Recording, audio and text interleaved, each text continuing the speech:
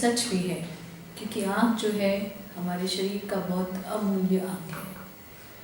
हमें अपनी आँखों का बहुत ध्यान रखना चाहिए, क्योंकि आँख जो है हमारे दिमाग के तौर पे हमारे ब्रेन के लिए एक कैमरा का काम करता है।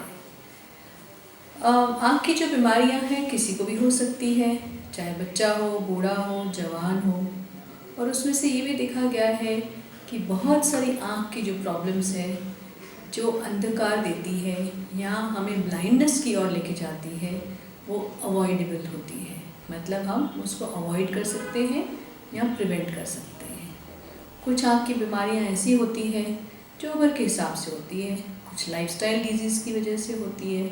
इसलिए अगर हम उसको टाइम पे पहचान लें, टाइम पे उसका इलाज करा लें, तो हम ब्लाइंडनेस की ओर हमारी आँख को बचाव दे सकते हैं। अब आज हम बात करते हैं कि जैसे आजकल कंप्यूटर्स बहुत कॉमन हैं, सब लोग आए दिन मोबाइल पे लगे रहते हैं। तो हमसे कई बार पेशेंट्स ये पूछते हैं कि डॉक्टर साहब, क्या हम कंप्यूटर पे काम कर सकते हैं? क्या मोबाइल पे हम काम कर सकते हैं? क्या मोबाइल यूज़ कर सकते हैं?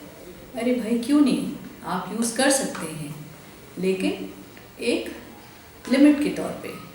अब आप अगर सोचिए कि आप अगर दिन भर अपनी टांगों पे दौड़ते रहेंगे तो आपकी टांगों में भी तो दर्द होगा। तो ऐसे ही कंप्यूटर पे भी पूरा दिन अगर हम एक टच स्क्रीन पे देखते रहेंगे तो आँखों में थकावट आएगी। तो ये एक सिंपल सी चीज़ है, हमें एक ब्रेक देना है, अपनी आँखों को थकावट होने से रोकना है। अब वो हम कैसे कर सकते हैं?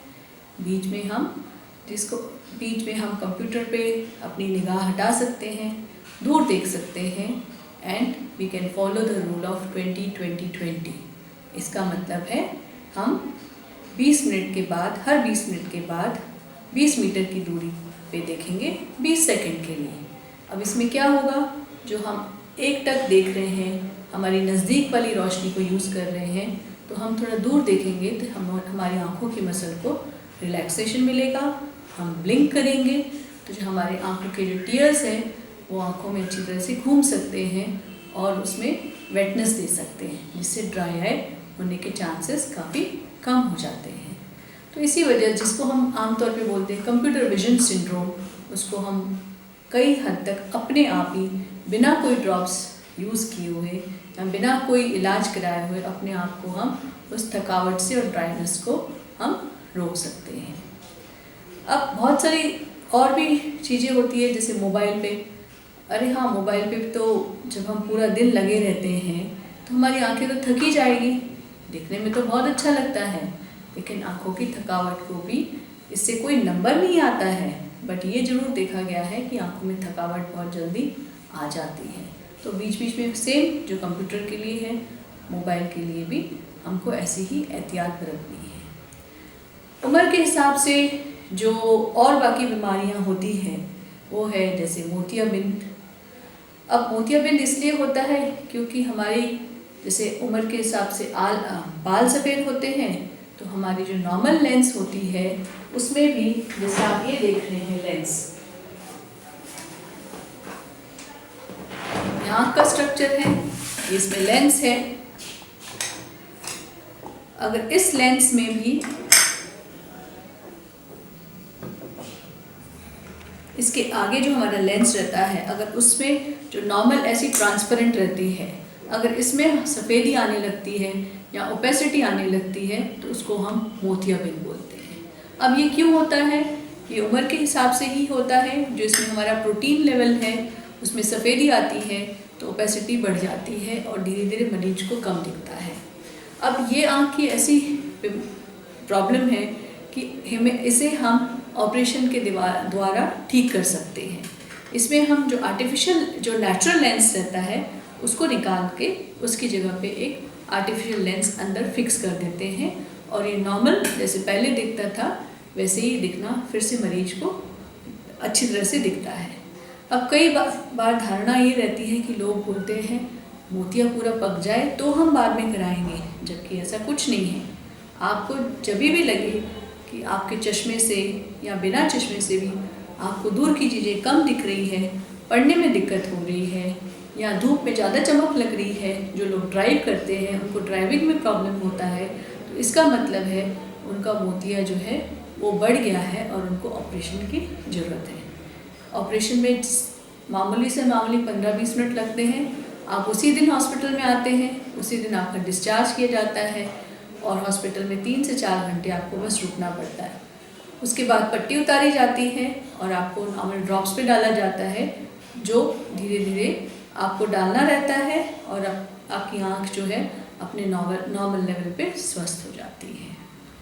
और बहुत सारे कारण हैं जिसको हम टाइम पे अगर डायग्नोस करें तो उससे हमें ब्लाइंडनेस होने से हम बचाव कर सकते हैं। जैसे मैंने पहले भी कहा, जैसे कि काला मोतिया, कॉर्नियल ओपेसिटीज़, विटामिन ए डिफिशिएंसीज, चोट से जो आँखों में नुकसान होते हैं वो अगर हम टाइम एहतियात बरतेंगे, कुछ रूल्स फॉलो करेंगे तो हमारी आँखों में नुकसान होने से बच सकता है।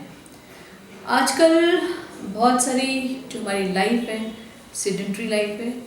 अब ये भी माना जाता है, जो इंडिया के फिगर्स हमें बोलते हैं कि diabetes is one of the leading cause of many I problems and general health problems in Indian population. अब ये क्यों हो रहा है? ये सब लाइफस्टाइल डिजीज़ है। हमारा जॉब जो होता है वो सेडेंट्री हो गया है, जो आमतौर पे हमें बहुत चलना और घूमना चाहिए वो हमारी लाइफस्टाइल से भी दूर हो चुका है। स्ट्रेस लेवल बढ़ चुका है।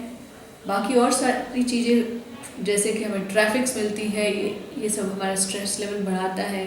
तो इस वजह से हमारे जो लाइफस्टाइल डिजीज़ होते हैं जैसे blood pressure, hypertension, cardiac disease या डायबिटीज़, इनकी वजह से आँखों के ऊपर भी असर पड़ता है। अब डायबिटीज़ की वजह से ये है कि अगर हम अपने शुगर लेवल को कंट्रोल नहीं रखते हैं, कोलेस्ट्रॉल लेवल को कंट्रोल नहीं रखते हैं और उसके साथ अगर हमारे ब्लड प्रेशर भी बढ़े रहते हैं तो आँखों के पर्दे के ऊपर इसका प्रभाव पड़ता है। और अगर हम इसको टाइम पे पकड़ लेते हैं, डायबिटीज़ की वजह से जो नुकसान होता है अगर हम उसको टाइम पे पकड़ लेते हैं तो हम अपनी आँखों को ब्लाइंड होने से बचा सकते हैं। इसीलिए हम बोलते हैं कि जिनको भी ये सिस्टमिक प्रॉब्लम है उनको अपना आई चेकअप ज़रूर कराना चाहिए, या आपकी उम्र 40 साल के ऊपर है तो उनको कम से कम 1 साल में एक बार आई चेकअप ज़रूर करना चाहिए। अब ये तो रही जो प्रॉब्लम्स हमारे लाइफस्टाइल की वजह से है, बट ऐसी बहुत सारी चीज़ें हैं, आँखों की प्रॉब्लम्स है बच्चों में स्पेशली। अब हम बोलते हैं कि मोतियाबिंद, तो मोतियाबिंद सब बड़ों को नहीं बच्चों को भी होता है। इसके भी कई सारे कारण हैं, लेकिन उसमें सब हमें ये देखना है कि अगर बच्चों में मोतियाबिंद डिटेक्ट होता है तो उनका बिल्कुल टाइम पे ऑपरेशन के द्वारा इलाज कराया जाना चाहिए। इसमें दूसरा कारण जो सबसे ज़्यादा पाया जाता है वो रिफ्रैक्टिव एरर्स है बच्चों में, मतलब चश्मा लगना। अब कई लोगों को ये डर लगता है कि अगर बच्चों को हम एक आँख के डॉक्टर के पास लेके जाएंगे तो डर जाते हैं कि कहीं चश्मा न लग जाए, और इसी डर से वो चेकअप के लिए भी कई बार नहीं आते हैं। लेकिन हम अपने पेशेंट्स को, हम अपने मरीजों को ये ज़रूर रिक्वेस्ट करते हैं कि जब भी बच्चा पैदा होता है एक फर्स्ट बर्थडे तक उसका आई चेकअप ज़रूर हो जाना चाहिए, क्योंकि अगर उनमें कोई आँख का प्रॉब्लम है तो हम जितना जल्दी उसको पकड़ सकें, जिसको हम अर्ली इंटरवेंशन कहते हैं, उतना हम नुकसान होने से रोक सकते हैं।